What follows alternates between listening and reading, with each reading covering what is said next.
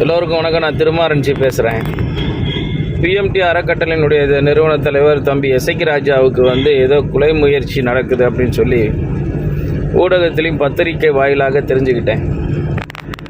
அது உண்மையிலே ஒரு களப்போராளி, சமுதாயத்திற்காக 24 நேரமும் உழைக்கக்கூடிய ஒரு நல்ல தம்பி. அவருக்கு ஏதோ உயிருக்கு அச்சுறுத்தல் என்ற பேரில் பல்வேறு செய்திகள் வருது. அதை உரிய முறையில் காவல்துறை அவர்களுக்கு உரிய பாதுகாப்பை வழங்க வேண்டும் என்று அன்போடு கேட்டுக்கொள்கிறேன். அது வன்முறையற்ற ஒரு மனிதர். அவர் மீது எந்த பிரிவிஸ் வழக்குமே எதுவுமே கிடையாது. ஏதோ ஒரு தவறான புரிதலில் அவர் ஏதோ ஒரு கொலை குற்றத்தில் சம்பந்தப்படுத்தி பேசி அதுக்கு இவருக்கு தொடர்பு என்ற மாதிரி அவங்க பேசுகிறாங்க. ஆனால் அவர் அப்படிப்பட்டவர் இல்லை. எந்த குற்றச்செயலிலும் ஈடுபடாதவர், எந்த குற்ற பின்னணியும் இல்லாதவர்.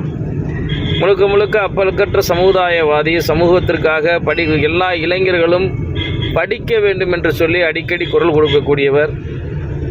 வன்முறையை முற்றிலும் வெறுக்கக்கூடியவர். மாற்று மதத்தோடு யாரும் பிரிவினை பேசக்கூடாது.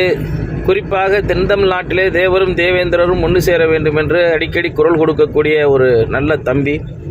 அப்படிப்பட்டவருடைய வாழ்வில் ஒரு சுயரமான ஒரு செய்தி பரவப்பட்டு வருகிறது.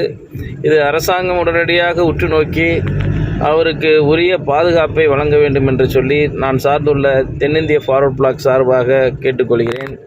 அவரை பிஎம்டி அறக்கட்டளை என்று சொல்லி ஒரு கல்வி நிறுவனம் போன்ற ஒரு அமைப்பை உருவாக்கி நடத்தி வருகிறார். ஒரு வன்முறையற்ற பாதையை விரும்பாத ஒரு தம்பியை பாதுகாக்க வேண்டியது ஒட்டுமொத்த சமூகத்தின் கடமையாகவும் நான் கருதுகிறேன். ஒட்டுமொத்த சமுதாயமும் அவரோடு நாங்கள் பயணித்து கொண்டிருக்கிறோம். எங்களை பொறுத்த அளவுக்கு அவர் வன்முறையை விரும்பாத, வன்முறைக்கு போகாத, வன்முறையை முற்றிலும் வெறுக்கக்கூடிய ஒரு நபர். தவறாத புரிதலில் யாரோ கட்டிவிட்ட கட்டுக்கதையின் பேரிலே அவர் மீது பழி சுமத்தப்படுகிறது. அது முற்றிலும் தவறு. இதை பார்க்கக்கூடியவர்களும் புரிந்து கொள்ள வேண்டும். அவர் நல்ல மனிதர். அவருக்கு உடனடியாக காவல்துறை உரிய பாதுகாப்பை வழங்க வேண்டும் என்று சொல்லி தென்னிந்திய ஃபார்வர்ட் பிளாக் சார்பாக நாங்கள் கோரிக்கை வைக்கின்றோம். நன்றி.